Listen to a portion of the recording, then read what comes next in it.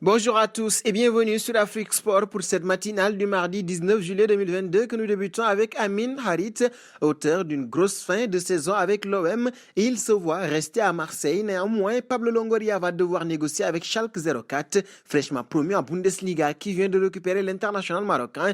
Surtout que l'OM n'est pas seul sur le dossier, en témoigne l'offre de Galatasaray. D'après les informations de Sky Sport Allemagne, Galatasaray aurait proposé 5 millions d'euros en plusieurs versements au club de la Ruhr, une offre insuffisante pour Schalke 04 qui demanderait 10 millions d'euros. L'OM a donc encore le temps de négocier, mais il va falloir passer à la vitesse supérieure pour s'éviter une mauvaise surprise.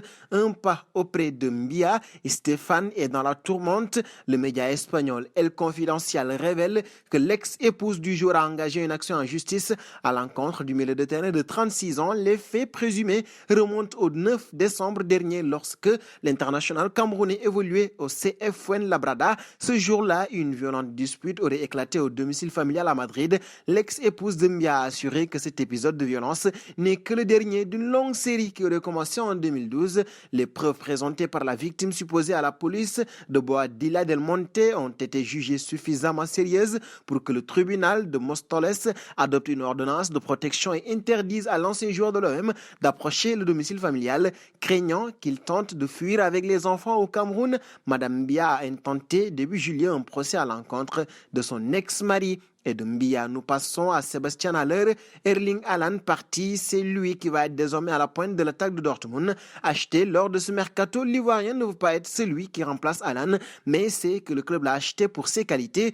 Je suis venu ici parce qu'ils avaient besoin de mes qualités, a-t-il défendu. Mercredi dernier, le Borussia Dortmund a annoncé l'arrivée de Sébastien Haller en provenance de l'Ajax Amsterdam. L'international ivoirien s'est engagé avec le Borussia Dortmund jusqu'en 2026.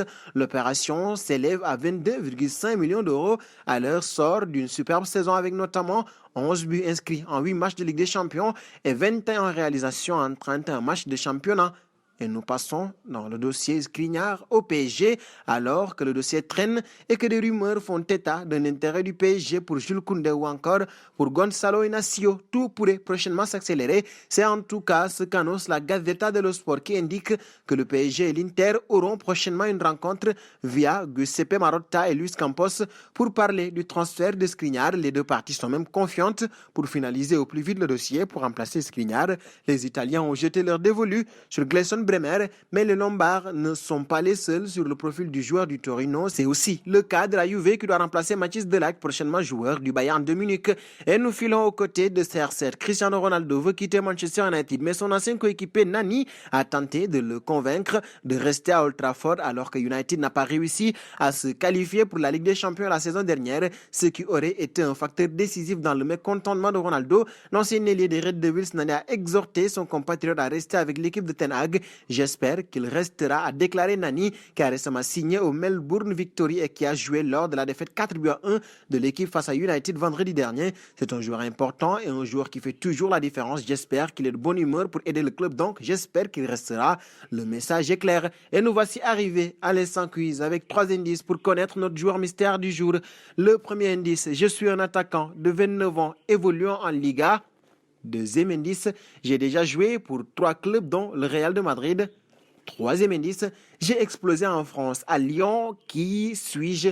Vos réponses seront attendues en commentaire et nos félicitations à ceux qui ont répondu. Karl Toko et Kambi lors de la matinale de ce lundi. C'était le joueur à trouver puisqu'il est un attaquant camerounais de 30 ans qui a déjà joué pour le Paris FC. Durant la dernière CAN, il a été une des satisfactions de sa sélection camerounaise. Nous allons terminer avec Ousmane Dembélé. Comme annoncé depuis plus de 2 mois désormais par nos soins, Ousmane Dembélé n'avait dit que pour l'FC Barcelone et il l'a prouvé. Le champion du monde 2018 avec les Bleus a prolongé son contrat de 2 saisons tout en réduisant son salaire, alors qu'une future prolongation pourrait avoir lieu d'ici quelques mois en fonction de son niveau et de la santé financière du club. Lors de son discours d'après prolongation, El Mosquito a toutefois choqué le vestiaire. En effet, Mundo Deportivo rapporte que le numéro 7 Blaugrana a indiqué en toute fin de discours qu'il avait demandé à Xavi et à sa direction de récupérer le brassard de capitaine afin de prolonger son contrat. Le votant ailier, meilleur passeur de Liga la saison dernière, a ensuite éclaté de rire, expliquant à ses coéquipiers anticipé qu'il s'agissait d'une blague. Plus de peur que de mal donc pour les cadres du Barça qui ont ensuite tous rigolé à cette énième blague d'Ousmane Dembélé. Et nous arrivons au terme de cette matinale que nous bouclons avec la question du jour.